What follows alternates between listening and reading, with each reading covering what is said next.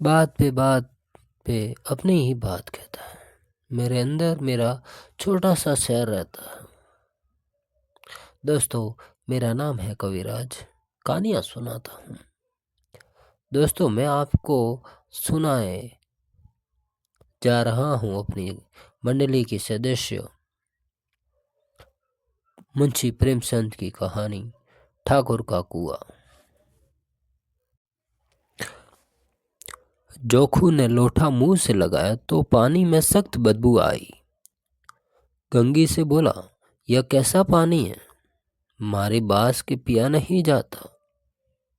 गिलास सूखा जा रहा है और तू सड़ा पानी पिलाए देती है। गंगी प्रतिदिन शाम पानी भर लिया करती थी। कुआं दूर था, बार बार जाना मुश्किल था। कल वह पानी लाई तो उसमें बदबू बिल्कुल न थी। आज पानी में बदबू कैसी? लोटा नाक से लगाया तो सचमुच बदबू थी। जरूर कोई जानवर कुएं में गिरकर मर गया होगा, मगर दूसरा पानी आवे कहाँ से? ठाकुर के कुएं पर कौन चढ़ने देगा? दूर से लोग डांट बताएंगे। साहू का कुआं गांव के उस सिरे पर है, परंतु वहां भी कौन पानी भरने देगा? कोई तीसरा कुआं गांव में है नहीं। जोखू कई दिन से बीमार है। कुछ देर तक तो प्यास रोके चुप पड़ा रहा। जोखू कई दिन से बीमार है।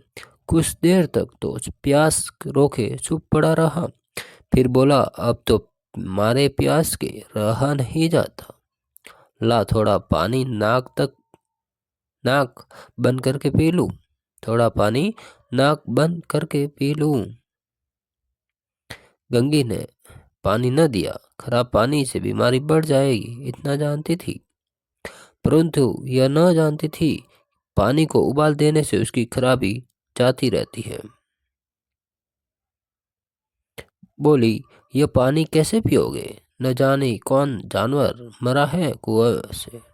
मैं दूसरा पानी लाए देती हूँ। जोखू ने आश्चर्य से उसकी ओर देखा। पानी कहाँ से लाओगे? पानी कहाँ से लाएंगे? ठाकुर और साहू के दो कुएं ही तो है। क्या एक लोटा पानी न भरने देंगे? हाथ पैर तुड़वाएगी और कुछ न होगा। बैठ चुपके से। परमा देवता आशीर्वाद देंगे। ठाकुर लाठी मारेंगे। साहू जी के एक पांच लेंगे। साहू जी एक के पांच लेंगे। गरीबों का दर्द कौन समझता है? हम तो मर भी जाते हैं तो कोई द्वार पर झांकने नहीं आता। कंधा देना तो बड़ी बात है। ऐसे लोग कुएं से पानी भरने देंगे? इस शब्दों में कड़वा सत्य था। गंगी क्या जवाब देती, किंतु उसने एक बदबूदार पानी पीने को न दिया। रात को 9 बजे थे। थके मांदे मजदूर तो सो चुके थे। ठाकुर के दरवाजे पर 10-5 बेफिक्रे जमा थे। मैदानी बहादुरी का तो अब न जमाना रहा न मौका। कानूनी बहादुरी की बातें हो रही थी। कितनी होशियारी से ठाकुर ने थानेदार को एक खास मुकदमे में रिश्वत दी और साफ निकल गए। कितनी अक्लमंदी से एक मार्के को मुकदमे की नकल ले आए। कितनी अक्लमंदी से एक मार्के के मुकदमे की नकल ले आए। नाजिर और मुअत्तमिद तब सभी कहते हैं, नकल नहीं मिल सकती। कोई 50 मांगता, कोई 100। यहाँ पैसे कोड़ी नकल उड़ा दी। काम करने ढंग चाहिए। इसी समय गंगी कुएं से पानी भरने ले पहुंची। इसी समय गंगी कुएं से पानी लेने पहुंची। कुप्पी की धुंधली रोशनी कुएं पर आ रही थी। गंगी जगत की आड़ में बैठी मौके का इंतजार करने लगी। इस कुएं का पानी सारा गांव पीता है, किसी के लिए रोका नहीं। सिर्फ ये बदनसीब नहीं भर सकते। गुंगी का विद्रोही दिल रिवाजी पाबंदियों और मजबूरियों पर छोटे करने लगा। हम क्यों नीच हैं और ये लोग क्यों उच्च हैं? इसलिए कि लोग गले में तांगा डाल लेते हैं। क्यों उच्च है? इसलिए कि लोग गले में तांगा डाल लेते हैं। यहाँ तो जितने एक से एक छट्टे हैं। छोरी ये करे, जाल फरेब ये करे, झूठे मुकदमे ये करे। अभी इस ठाकुर ने तो उस दिन बेचारे गठरिये की भेड़ चुरा ली थी और बाद में मारकर खा गया। इन्हीं पंडित के घर में तो 12 मास जुआ होता है। यही साहू जी तो घी में तेल मिलाकर बेचते हैं, काम करा लेते हैं। मजदूरी देते नानी मरती है। मजदूरी देते नानी मरती हैं।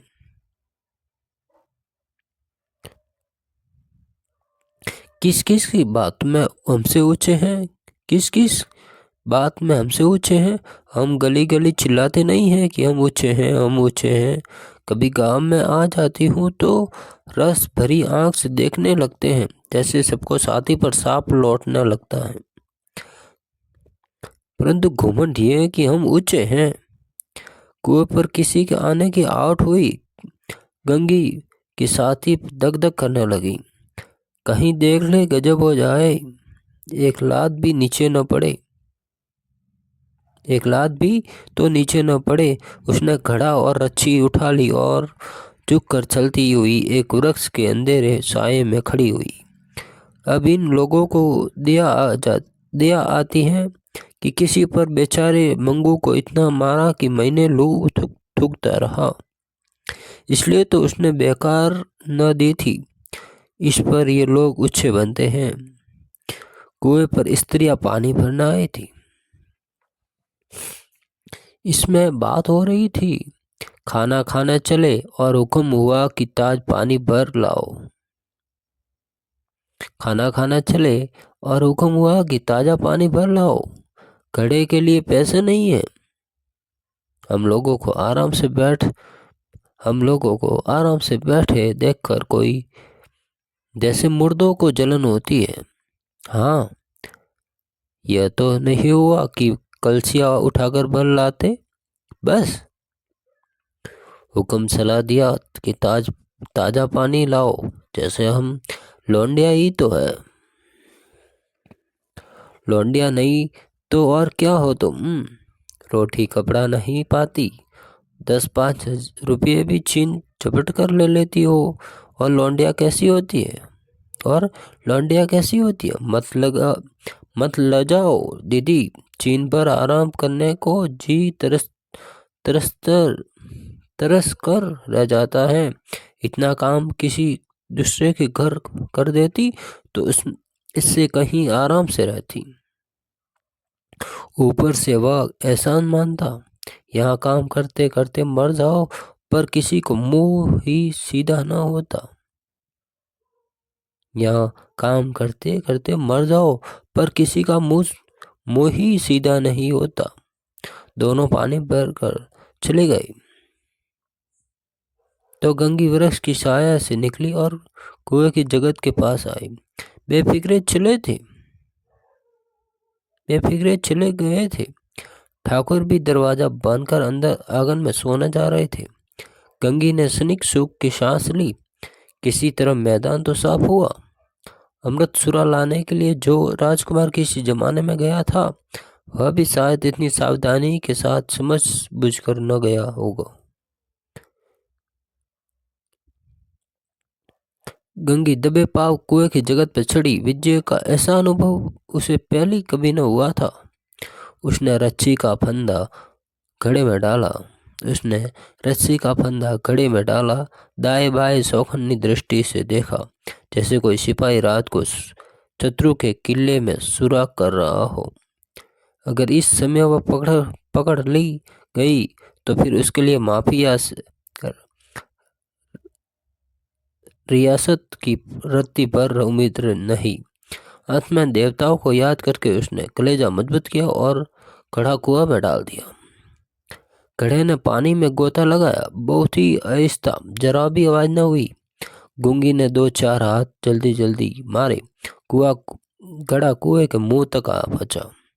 कोई बड़ा सहजोर पहलवान भी उतनी तेजी से न खींच सकता था। गूंगी झुकी कि घड़े को पकड़कर उस जगह पर रखे। एकाएक ठाकुर साहब का दरवाजा खुल गया। शेर का मुंह उससे अधिक भयानक न होगा। गूंगी के हाथ से रस्सी छूट गई। रस्सी के साथ घड़ा भी धड़ाम से पानी में गिरा और कहीं सन उस पानी में इलोरे आवाजें सुनाई देती रही। ठाकुर कौन है, कौन है, पुकारते हुए कुएं की तरफ आ रहे थे। गूंगी जगत से कूदकर भागी जा रही थी। घर पास कर देखा कि जोखू लोटा मुंह से लगाए वहीं मेला गंदा पानी पी रहा है। पुस्तक लम्ही के प्रेमचंद, पृष्ठ 82, संपादक रतनलाल जोशी, सोन शर्मा, रचनाकार प्रेमचंद, प्रकाशन रतनमणि ग्रंथमाला, संस्करण 2008। मैं कविराज, धन्यवाद।